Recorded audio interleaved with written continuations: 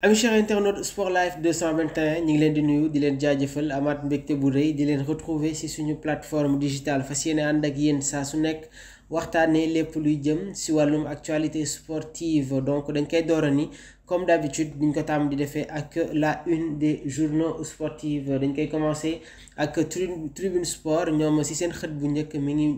ngi mettre incident yi nga xamante ne amoon na match bi amoon diggante Jaraaf ak équipe bi di USM Alger donc CAF jot nañu nag jël seen responsabilité dugg ci bile mbir et appelle les clubs à coopérer pleinement donc Jaraaf nag ñoom jot nañu clarifier li nga xamante ne moom mooy les faits. Mohamed Salah reste fidèle à Liverpool gannaaw ba ñu jotoon évoquer une possibilité de transfert fële nga xamante ne moom mooy Paris Saint-Germain. Le pharaon d'Égypte a décidé de maintenir le cap au niveau des Reds. Liverpool jamono ji est premier du championnat anglais suñu jugee foofu ñu dem ci journal bi di record tamit ñi ngi mettre en avant ki nga xamante ne moom mooy Malick Thiaw nekk défenseur central au sein de l'AC Milan donc moom itamit mu am une nationalité allemande jamono ji nag équipe bi di Mannschaft bëgg nañu woo ce jeune joueur à ce que mu rejoindre bile sélection waaye la fédération sénégalaise de football jot nañu activer la piste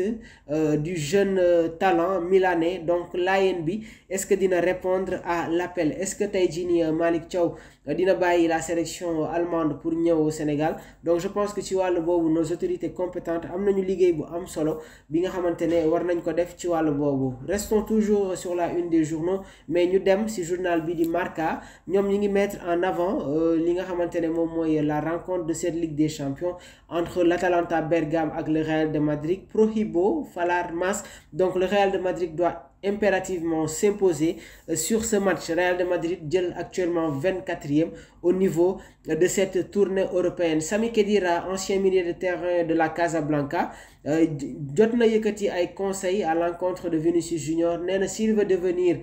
encore un grand joueur dafa war a respecter ses adversaires donc mu nekk kàddu yi nga xamante ne l'ancien milieu de terrain de la Mannschaft et de la Juventus jot na ko yëkkati sur Marca suñu jugee foofu tamit ñu dem ci li nga xamante ne moom mooy les rencontres yu war a am tey dans cette 6e journée de Ligue des Champions donc à 17h45 Dynamo Zagreb di jouer ak Celtic Glasgow Girona war a dajante ak Liverpool Brest jouera face au PSV Eindhoven Shakhtar di jongante ak le Bayern Munich Club Brugge war a jouer ak Sporting Salzbourg war a jongante ak le Paris Saint-Germain Leipzig di jouer ak Aston Villa Leverkusen de Xavi Alonso war a dalal Inter de Milan bu Simone Inzaghi et dans cette choc de 6e journée Atalanta jouera face au Real de Madrid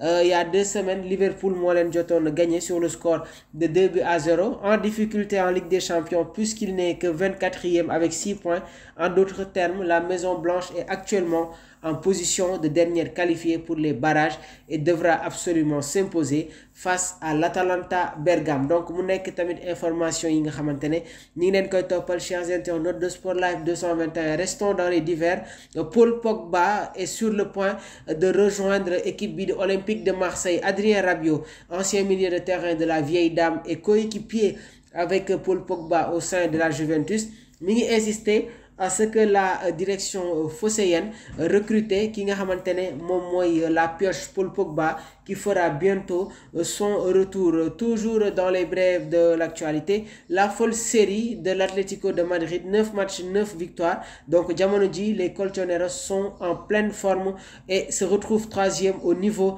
de la Liga avec un match en moins. Le FC Barcelone war a jouer demain ak équipe bii di Dortmund. Donc Hansi Flick jot na dévoiler la liste des joueurs convoqués pour